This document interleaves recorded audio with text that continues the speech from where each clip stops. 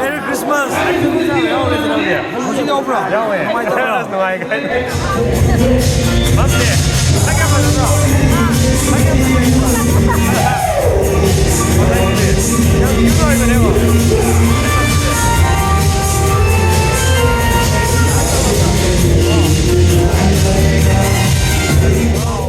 sinh em gì? Sao giàu đấy? Mà sao hỏi giàu đây? À, là phút rô sinh dụ mà nè. À, hỏi em tôn giàu đấy? Hao bao nhiêu đi?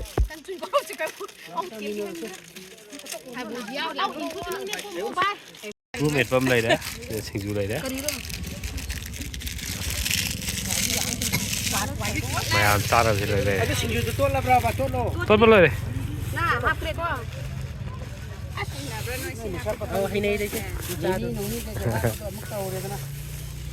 Mimi hấp tadi hauti tu ni.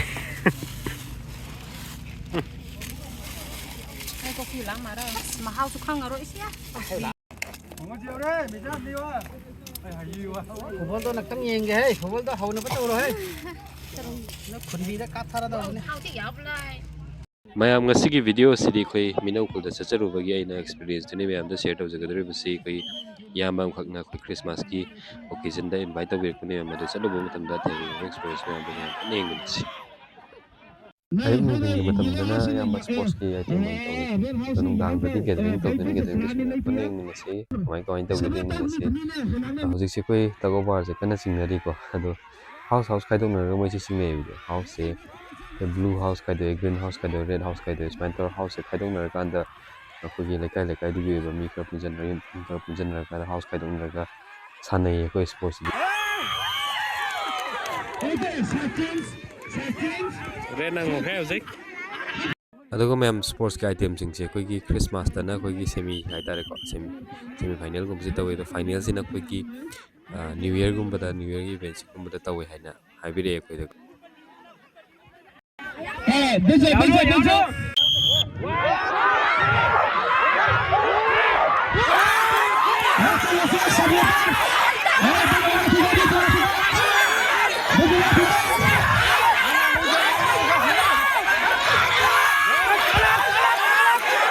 Ini salah. Kaisa su, kita satu su yamna. Ini naga yenge di sini, naga yenge ya begini.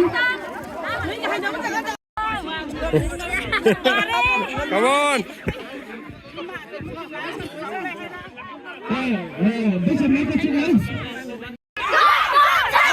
One, two, three. One, two, three. One, two, three.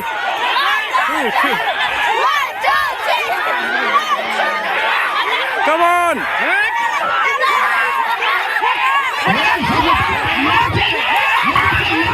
Come on. One, two, three. Come on. Adagano.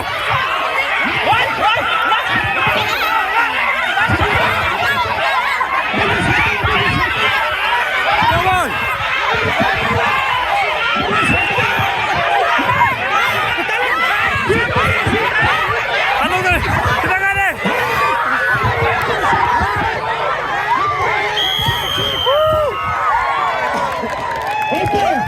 sports ki bensin tauna nakan se ko gi smaina ko gi pochai em yon gane ko ma sing se ado kakching da leiba isinau sing da khangbiram bi ai sak sing se ma sing se dum khangbiram bi ai MINOU KHUL da gi ma sing na yam di oi sing ju se makal mathe em yo le ko asida phang da sing ju di leitre mem 100 meters they house makla ko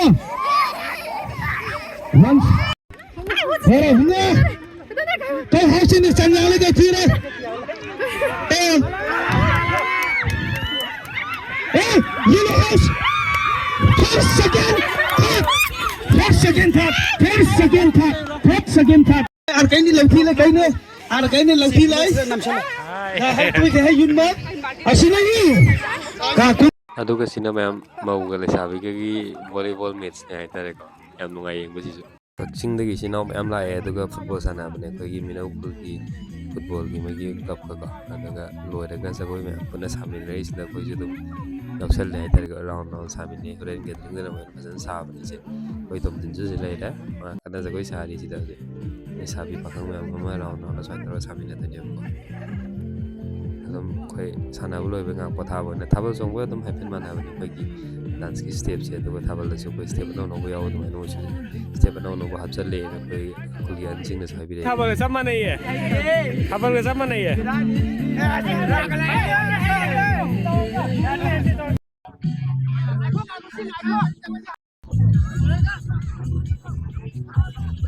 ado ma'am sigi dance step se lai lu ne ko lai bani man bani haidi thaban chong bi tar so haidi haini ko ado sangjala sa matam da koi khara dum mana da bas dum yaw be ko aduna lai lu ne ma'am si dance haido mala haida wa da re ko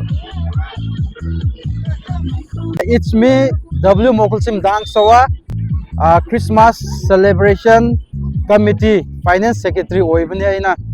Adu aikoi MINOU Baptist Church ase aikoi Kakching Lamkhai dagi kilometer approximately kilometer 5 kilometer karga laibne. Aduna aikoi se aikoi church ase Golden Jubilee tawkre 50 years ki Jubilee ase tawkre.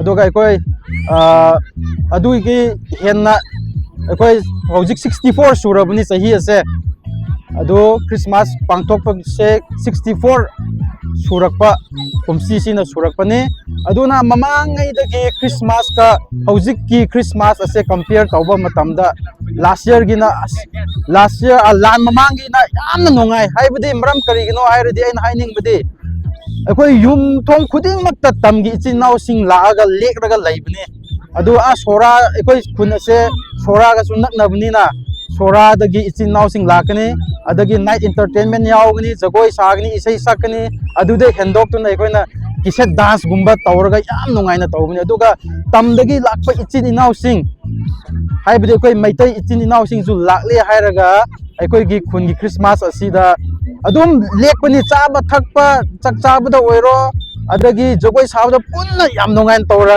tawrambani ba a singjamai dagi kakching dagi anakpasi neighboring aikoi gi anakpada leiriba valley gi ichinau sing laaga aikoi nungaina tawrambani adu moi lakani aduga moina su moi ngamjaba donate ko paisa da oiro adagi haira da oiro moi su adum aikoi Christmas carol da moi su adum katli bani ba ko hana mamangai do adu hojik sina aikoi gi Manipur gi irang asina maram oiraga tam gi chenau singsu amta laktre tam sora gi mi su amta laktre top jati singsu amta laktre ai top jati aikoi gi aikoi rongmai gi tribe ta aikoi gi kai haini Christmas tawdabida moi kai ngai tawba kangbu khra leye adu aikoi imung singna aikoi khun gi mi khra na lau na ba moi family khra adu gumasu mayam la ga enjoy tawmina adu hojikti lanamram oiraga hanagi Christmas kauji Christmas asiga compare taw matamda hanagi na tina nungai haiba se aina haijaning bani mayam nungdang yorok pagi khogi night gathering hore ko si se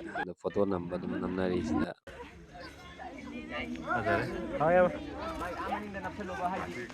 Misalnya nih itu full screen tau. hai itu to biyo le sabi masak kwai phasa bili sabi ne ene something na ukanda shamda hai kami siam lagi I mean DK Max kawe. DK Max from MINOU KHUNBI ni. Se Kakching Lamkhai dagi kara aga kitang lere. I se auje club ki president ama oina pujai. Thau oina pujai ba. Ando Christmas 23 dadi irang agoi ado thokimni na 23 dadi thokrimni na 23 dadi kitang nungai. Haide akoi maitai chin munau yam laga akoi gi khunda Christmas nungai harau nungai na yauminaba aduga akoi chak punna chaminaba 23 dadi nungai adu 23 me dagi hona kumsi gi 24 Christmas se kitang nungai du wale ai sigi matang dai kitang thamoi so e maramdi akoi chingmi tammi akoi ichin naw nungshi na laimina ramaga sumain irang tauraga akoi sumaina akoi any function amal lakpu matamda akoi nungai handab se ai sigi damakta ai thamoi yam soi example akoi thaban bu oiro maitai ichin naw gi thaban bu oiro akoi chachai ꯁꯤꯒꯤꯗꯤ ꯑꯩꯅ ꯑꯃꯕꯨꯁꯨ ꯊꯥꯒꯠꯄꯒꯤ ꯅꯠꯇꯦ ꯑꯃꯕꯨꯁꯨ support ꯇꯧꯕꯒꯤ ꯅꯠꯇꯦ ꯑꯃ support ꯇꯧꯕꯒꯤ ꯅꯠꯇꯦ ꯁꯨꯝ ꯅꯨꯡꯉꯥꯏꯖꯗꯕꯗꯣ ꯍꯥꯏꯖꯕꯅꯤꯀꯣ ꯑꯗꯣ ꯑꯩꯈꯣꯏ ꯌꯥꯎꯁꯪꯗ ꯊꯥꯕꯜ ꯆꯣꯡꯕ ꯆꯠꯆꯩ ꯍꯟꯗꯛ ꯐꯪꯗ꯭ꯔꯦ ꯑꯩꯈꯣꯏ ꯊꯃꯣꯏ ꯌꯥꯝ ꯁꯣꯛꯏ ꯑꯗꯨꯒ ꯀꯨꯀꯤ ꯏꯆꯤꯟ ꯏꯅꯥꯎ ꯂꯣꯝꯗꯅ ꯃꯣꯏꯒꯤ ꯀꯨꯠ ꯐꯦꯁꯇꯤꯚꯦꯜ ꯂꯩ ꯇꯧꯈꯤꯗ꯭ꯔꯦ ꯑꯩꯈꯣꯏ ꯌꯥꯎ ꯐꯪꯗ꯭ꯔꯦ ꯑꯩꯈꯣꯏ ꯋꯥꯈꯜ ꯌꯥꯝ ꯅꯨꯡꯉꯥꯏꯖꯗꯦꯕ ꯑꯗꯨꯅ ꯍꯟꯗꯛ ꯂꯥꯛꯏꯕ 2024 ꯈ꯭ꯔꯤꯁꯃꯥꯁꯁꯦ ꯅꯨꯡꯉꯥꯏꯕ ꯑꯣꯏꯔꯒꯁꯨ ꯍꯥꯟꯅꯒꯤꯒꯨꯝꯅ ꯅꯨꯡꯉꯥꯏꯕꯗꯤ ꯉꯝꯖꯗꯦ ꯑꯗꯨꯕꯨ 25ꯀꯤ ꯈ꯭ꯔꯤꯁꯃꯥꯁ ꯂꯥꯛꯇꯗꯤ ꯑꯩꯈꯣꯏ ꯏꯆꯤꯟ ꯏꯅꯥꯎ ꯑꯩꯈꯣꯏ ꯄꯨꯟꯅ ꯅꯥꯒꯥ ꯀꯨꯀꯤ ꯃꯩꯇꯩ ꯍꯥꯏꯕ ꯂꯩꯇꯦ ꯄꯥꯡꯒꯟ ꯍꯥꯏꯕ ꯂꯩꯇꯦ ꯑꯩꯈꯣꯏ ꯏꯆꯤꯟ ꯏꯅꯥꯎ ꯑꯩꯈꯣꯏ ꯄꯨꯟꯅ ꯂꯥꯟꯁꯦ ꯇꯣꯛꯑꯒ ꯑꯩꯈꯣꯏ ꯑꯃꯨꯛꯇꯪꯗꯤ ꯍꯔꯥꯎꯅ ꯑꯩꯈꯣꯏꯒꯤ ꯐꯪꯁꯟ ꯑꯦꯅꯤ ꯐꯪꯁꯟ ꯑꯣꯏꯔꯣ ꯑꯩꯈꯣꯏ ꯄꯨꯟꯅ ꯏꯟꯖꯣꯏ ꯇꯧꯃꯤꯟꯅꯁꯦ ꯍꯥꯏꯕꯁꯦ ꯑꯩꯒꯤ ꯑꯁꯥꯅꯤ ꯏꯆꯤꯟ ꯏꯅꯥꯎ ꯂꯣꯏꯅ ꯁꯤꯒꯤ ꯑꯩꯒꯤ ꯍꯥꯏꯖꯔꯤꯕ ꯋꯥꯍꯩꯁꯦ ꯅꯣꯏꯅꯁꯨ ꯑꯦꯛꯁꯦꯞ ꯇꯧꯕꯤꯔꯒ ꯃꯊꯪꯗꯗꯤ ꯄꯨꯟꯅ ꯑꯩꯈꯣই ꯁꯔꯨꯛ ꯌꯥꯃꯤꯟꯅꯁꯦ ꯍꯥꯏꯕꯁꯦ ꯑꯩꯒꯤ ꯁꯨꯃꯥꯏꯅ ꯑꯩꯒꯤ ꯃꯣꯠ ꯊꯝꯖꯅꯤꯡꯉꯦ ꯑꯩꯁꯦ ꯀꯨꯝꯁꯤ ꯈ꯭ꯔꯤꯁꯃꯥꯁꯀꯤ ꯃꯤꯅꯧꯒꯤ ꯑꯣꯏꯅ ꯒꯦꯗꯔꯤꯡꯗ ꯅꯥꯏꯠ ꯒꯦꯗꯔꯤꯡꯗ ꯑꯩꯅ ꯂꯤꯗꯔ ꯑꯃꯁꯨ ꯄꯨꯖꯩ ꯑꯗꯨꯒ ꯀꯨꯝꯁꯤꯗꯤ ꯃꯩꯇꯩ ꯏꯆꯤꯟ ꯏꯅꯥꯎꯁꯨ ꯂꯥꯛꯇ꯭ꯔꯦ ꯁꯣꯔꯥꯗꯒꯤꯁꯨ ꯂꯥꯛꯇ꯭ꯔꯦ ꯀꯨꯀꯤꯁꯨ ꯂꯥꯛꯇ꯭ꯔꯦ ꯍꯥꯟꯅꯗꯤ ꯄꯨꯟꯅ ꯑꯩꯈꯣꯏ ꯖꯒꯣꯏ ꯁꯥꯃꯤꯟꯅꯩ ꯗꯥꯟꯁ ꯇꯧꯃꯤꯟꯅꯩ ꯂꯩꯁꯥꯕꯤ ꯆꯤꯡꯊꯣꯛꯑꯒ ꯅꯪꯒꯤ ꯅꯨꯡꯁꯤꯕꯤ ꯅꯪꯒꯤ ꯅꯨꯡꯁꯤꯕꯤ ꯌꯥꯎꯔꯗꯤ ꯍꯥꯏꯅ ꯏꯁꯩꯗꯣ ꯁꯛꯑꯒ ꯂꯩꯁꯥꯕꯤ ꯆꯤꯡꯊꯣꯛꯑꯒ ꯄꯥꯈꯪ ꯆꯤꯡꯊꯣꯛꯑꯒ ꯑꯩꯈꯣꯏ ꯖꯒꯣꯏ ꯍꯔꯥꯎ ꯍꯔꯥꯎꯅ ꯁꯥꯃꯤꯟꯅꯕꯅꯤ ꯀꯨꯝꯁꯤꯗꯤ ꯑꯗꯨꯁꯨ ꯂꯩꯇ꯭ꯔꯦ ꯊꯃꯣꯏ ꯌꯥꯝ ꯁꯣꯛꯆꯩ ꯑꯦꯁ ꯑꯦ ꯀ꯭ꯂꯕꯀꯤ ꯄ꯭ꯔꯦꯁꯤꯗꯦꯟꯠ ꯑꯃ ꯑꯣꯏꯅ ꯄꯨꯂꯞ ꯑꯩꯈꯣꯏ ꯑꯣꯜ ꯃꯅꯤꯄꯨꯔꯗ ꯂꯩꯔꯤꯕ ꯂꯤꯗꯔꯁꯤꯡꯅꯁꯨ ꯋꯥꯈꯜ ꯁꯣꯛꯂꯝꯒꯅꯤ ꯍꯥꯏꯕꯁꯦ ꯑꯩꯒꯤ ꯑꯁꯥꯅꯤ ꯂꯥꯛꯄ ꯈꯣꯠꯄ ꯑꯩꯈꯣꯏ ꯏꯃꯥꯟꯅꯕ